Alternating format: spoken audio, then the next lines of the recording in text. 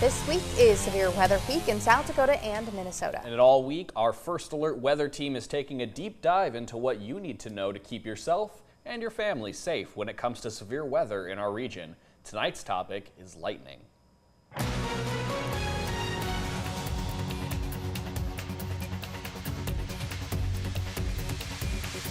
It is still Severe Weather Awareness Week in South Dakota, and I'm here with Tyler Roney and Lexie Murley, the Dakota News Now First Alert Weather Team. And today's topic is lightning safety, and this is something that is very important because we do get a lot of lightning around here, and you don't have to have, severe thunderstorm warnings or tornado warnings to have it be dangerous outside. If you hear thunder, there's got to be lightning somewhere, so it could be dangerous outside. Yeah, and it's one of these things, I know that this frustrates people so much, right? You're talking about outdoor events, whether it's, games or concerts, and if they're outside and there's lightning, and even if it's not directly overhead, but it's still within the vicinity, this is why that those events often get delayed or sometimes even postponed. Yes. But it's because lightning travels, and that can certainly do a lot of damage. Exactly. Lightning can travel up to 10 miles or even a little bit more than that from the original storm cloud. And really, I feel like sometimes people don't always take lightning so seriously, but it does affect people a lot of times with those outdoor events, and it is a very dangerous situation. And you've heard that phrase, I'm sure, a bolt from the blue, and that can actually happen because sometimes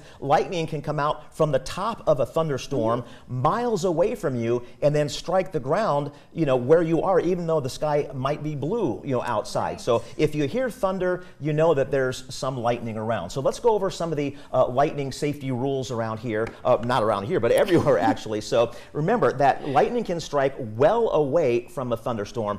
Seek shelter immediately, but not under a tree, not under a tall object. Try to get somewhere that's sturdy, that has a roof on it, and also wait 30 minutes after the last bolt to continue any activities that might be outside. And if you're in a car, that's actually a safe place to be, as long as it's not a convertible. Obviously, you don't want to have a convertible, and you don't want to have your hands outside. Yeah. And a lot of people think that it's the rubber tires that protect you from the lightning. It's not really that. It's kind of what's known as a Faraday cage, which is a complicated way of saying that the lightning, if it strikes the top of your car, it's going to go around, the outside of the car and then eventually away from you. So it's not the rubber tires; it's actually the metal on around the car that will protect you. But as long as you're inside and not having your hands outside. Yeah, very important to take that safety tips very seriously because again, there's a lot of outdoor activities that go on, and you pointed this out a few moments ago, Lexie. It's not even with severe thunderstorm warnings. We can just get a generic thunderstorm, and that's still very dangerous. Yeah, it doesn't even take very much. Those even little thunder showers we've already seen for this year have produced a little bit of lightning out there.